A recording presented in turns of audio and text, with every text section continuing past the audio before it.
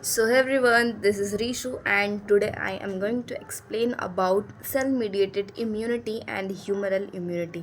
शाम के 7:30 बज रहे हैं, 8 बजने वाले हैं एंड टुडे 2 नवंबर मेरे एग्ज़ाम्स आने वाले हैं सो मैं सोच रही थी कि थोड़ा रिवीजन कर लिया जाए. So let's get started. तो सेल मीडिएटेड इम्यूनिटी क्या होता है और ह्यूमरल इम्यूनिटी क्या होता है. सपोज़ कर लो कि ये हमारा इम्यूनिटी जो है वो एक आर्मी है. सेल जो है टी सेल जो है और बी सेल जो है वो सोल्जर है और एंटीजन जो है वो हमारा फॉरेन है, टेररिस्ट. फॉरेन मतलब ये खुद का भी हो सकता है एंड अपने बॉडी का भी हो सकता है, बैक्टीरिया हो सकता है, virus, fungus, parasite, anything, right.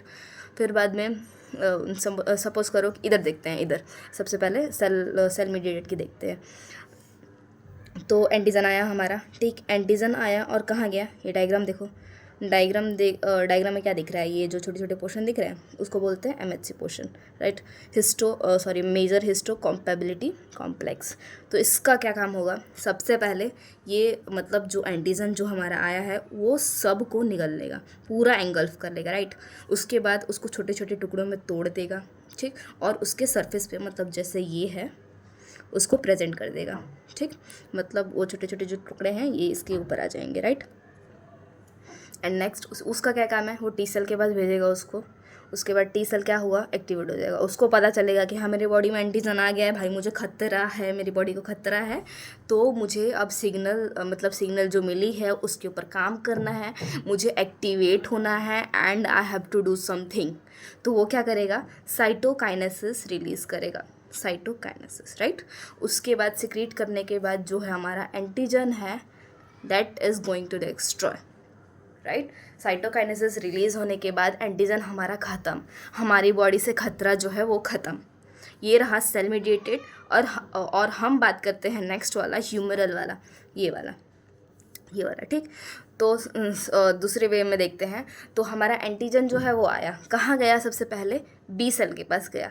B cell का काम होगा, बी सेल का काम होगा कि जो भी मतलब बी सेल क्या होगा, बी सेल जो है प्लाज्मा सेल में कन्वर्ट हो जाएगा और एंटीजन के अगेंस्ट एंटीबॉडी बनाएगा. एंटीबॉडी हो सकती है हमारी आईजीजी, आईजीए, आईजीएम, आईजीडी और आईजीई, ठीक है. कुछ भी हो सकती है. जैसा एंटीजन आया है उसके अगेंस्ट वैसी ही एंटीबॉडी बनने वाली है, ठीक. इतना समझ में आया, एंटीबॉडी बन गया.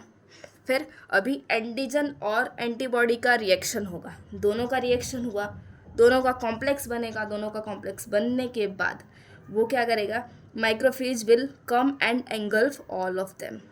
मतलब ये जो माइक्रोफेज आएगा अभी जो, वो एंगल्फ कर लेगा, उसको पूरा निगल लेगा. उसके बाद एंटीजन को डिस्ट्रॉय कर देगा. यहाँ हमारा एंटीजन ख़त्म हो जा रहा है, ठीक. तो इतना हार्ड नहीं था. ये हमारा सेल मीडिएटेड जितना हार्ड लगता है ये हमारा ह्यूमरल हो गया. मैंने एक छोटा सा मतलब माइंड मैप बनाया था अपने रिवीजन के लिए. आई होप आपको अच्छा लगा होगा and thank you so much. ये आपको अच्छा लगा तो मुझे लाइक करो. Thank you.